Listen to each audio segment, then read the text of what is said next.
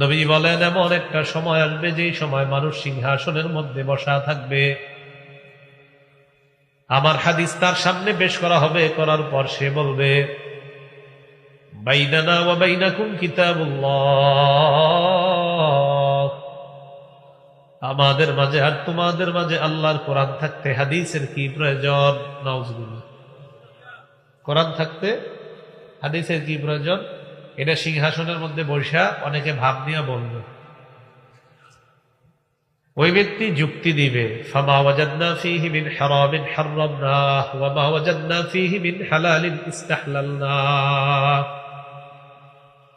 কোরআনের মধ্যে যা আমরা হারাম পেয়েছি এটাকে হারাম হিসাবে গ্রহণ করলাম, কোরআনের মধ্যে যা হালাল পেয়েছি এটা হালাল হিসাবে গ্রহণ করলাম।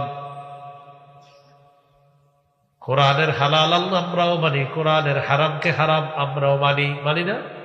তো ওই লোক আপনারে বলবে, কোরআনের হারাম মানলেই তো হয়, কোরআনের হালাল মানলেই তো হয়, হাদিসের কি দরকার? নবীজি বলেন, আলা ওয়া ইন্নামা হাররামা রাসূলুল্লাহ মিসলু মা হাররামাল্লাহ। ওই ব্যক্তিকে জানিয়ে দাও, আমি নবী যা হারাম করি, আমার হারাম করাটা আল্লাহর হারাম করার মতো হারাম হয়ে যায়। আমার হারামের বিষয়টা এমন হয়ে যায়, আমি হারাম করেছি তা আল্লাহর হারাম করার মতো হারাম হয়।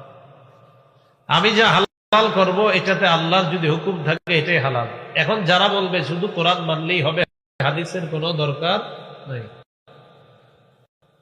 তো আল্লাহ কোরআনে বলছে, ইয়া আইয়ুহাল্লাযীনা আমানু রুকউ ওয়াসজুদু ওয়া'বুদু রাব্বাকুম ওয়াফআলুল খায়রা লাআল্লাকুম তুফলিহুন। হে মানুষ, তোমরা রুকু করো, তোমরা সিজদা করো, তোমরা তোমাদের রবের ইবাদত করো। এটা কোরআনে আছে। কোরআনে আছে, ইন্নাস সালাতা কানাত আলাল মুমিনিনা কিতাবাম মাওকুতা। সময় মতো ইমানদারের উপর নামাজ ফরজ, সময় মতো ইমানদারের উপর নামাজ। তাহলে কোরআনে আছে সময় মতো ইমানদারের উপর নামাজ ফরজ, কোরআনে আছে রুকু করো, কোরআনে আছে সিজদা করো।